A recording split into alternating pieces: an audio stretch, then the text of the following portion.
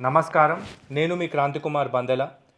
గత కొద్ది కాలంగా మన రాష్ట్రంలో కుంటిపడిపోయినటువంటి ఇంటర్మీడియట్ విద్యా వ్యవస్థను బట్టబయలు చేసి మీకు చూపించడం జరిగింది. దాని తదనంతరం మాకు తెలంగాణ, ఆంధ్ర రాష్ట్రాల నుండి విపరీతమైన ఫోన్ కాల్స్, ప్రజలు రకరకాల సమస్యలతోని మాకు ఫోన్లు చేసి మమ్మల్ని సంప్రదించడం జరిగింది.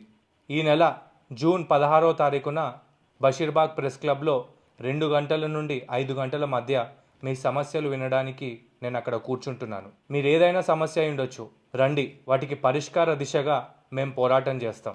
చాలామంది తల్లిదండ్రులు మాకు ఫోన్ చేశారు.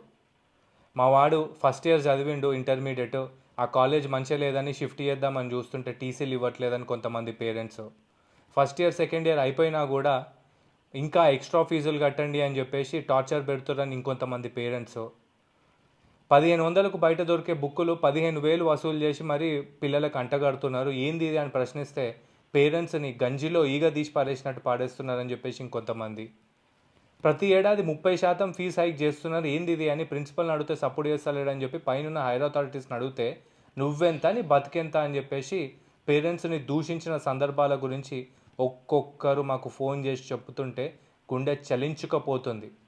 ఈరోజు ప్రతి ఒక్కరు కదం తొక్కుతూ ముందుకు పోవాల్సినటువంటి పరిస్థితి ఏర్పడ్డది. మేము పోరాటం చేయడానికి సిద్ధంగా ఉన్నాం.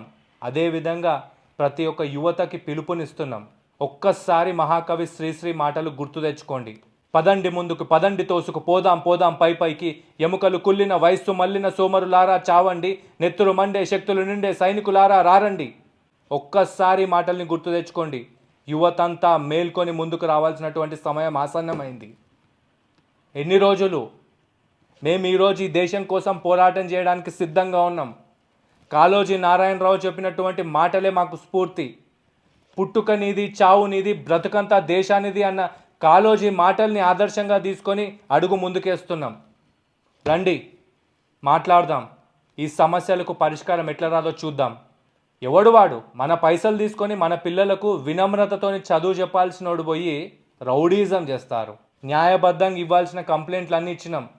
హ్యూమన్ రైట్స్ కమిషన్లో కూడా కేసులన్నీ ఫైల్ చేసినాం. ఇక్కడున్న ప్రతి వ్యవస్థ మన కోసం ఉంది, మన కోసం పనిచేస్తుంది.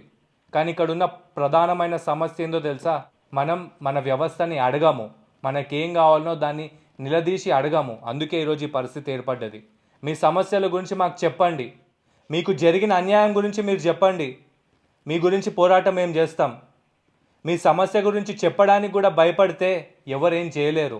అడిగందే అమ్మాయిన అన్నం పెట్టదు, అరవందే ఏ ప్రభుత్వం కూడా వినిపించుకోదు.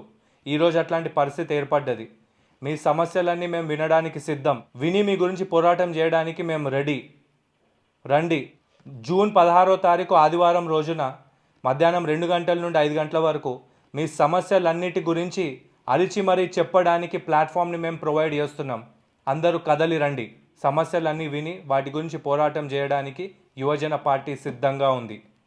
ఒక్క అడుగు ముందుకేయండి, మిగిలిందంతా మేమే చూసుకుంటాం. జై యువజన, జై హింద్.